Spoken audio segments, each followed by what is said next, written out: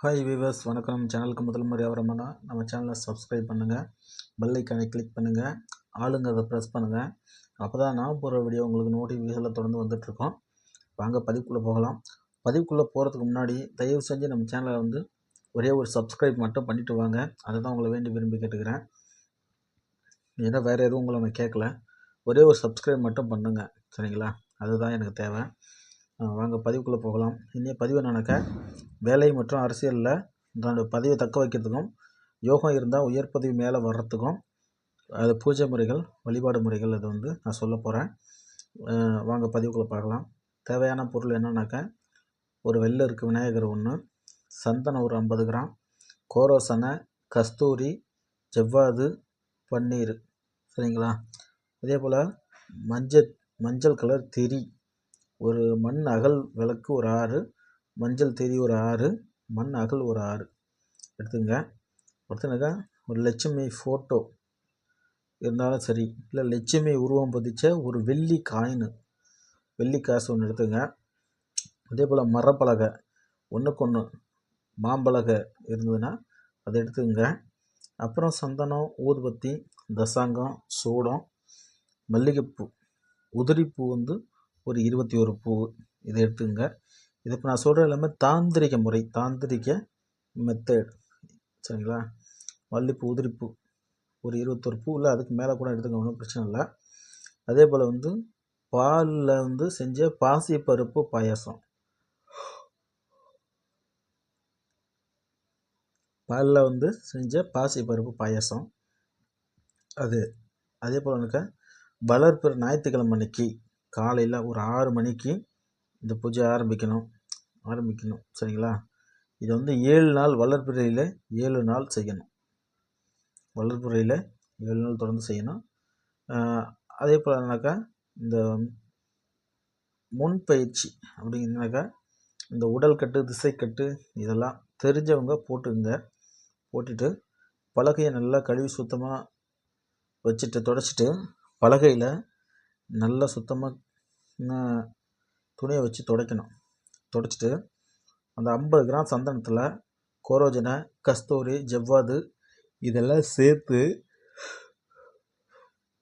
பன்னீர் விட்டு கலக்கி அதை என்னன்னாக்கா பலகையில் அறுகோணம் வரையணும். அதனாக்கா அறுகோணம் தெரியும்ல, கீழே ஒரு முக்கோணம், அது மேலே தலைகளாக ஒரு முக்கோணம், இதுதான் அறுகோணம் வரைஞ்சி அதில் முனையில் அந்த மஞ்சள் கலர் திரி போட்ட விளக்கை வச்சு விளக்கு எரிய விடணும். ஏற்றிட்டு என்னன்னாக்கா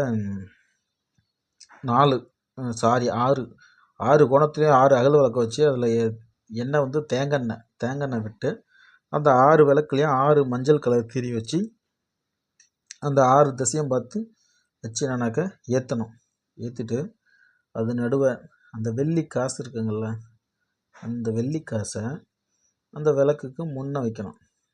கிழக்கு முகமாக பார்த்துருக்குங்கள, அந்த விளக்குக்கு முன் பக்கமாக வைக்கணும். வச்சுட்டு என்னக்கா வெள்ளை இருக்கு விநாயகர் இருக்கார்ல, இந்த வெள்ளை இருக்கு விநாயகர் சிலைக்கு சந்தன குங்குமம் பொட்டெல்லாம் வச்சு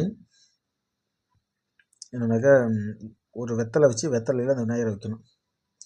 வச்சுட்டு அந்த வெள்ளி காசுக்கும் விநாயகருக்கும் பொட்டு வச்சுட்டு சூடம் பற்றி தசாங்கத்தை ஏற்றி தீபாரதனை காட்டிட்டு அந்த பாசிப்பருப்பு பாயாசத்தை அங்கே என்னன்னாக்கா நைவேத்தியம் வைக்கணும்.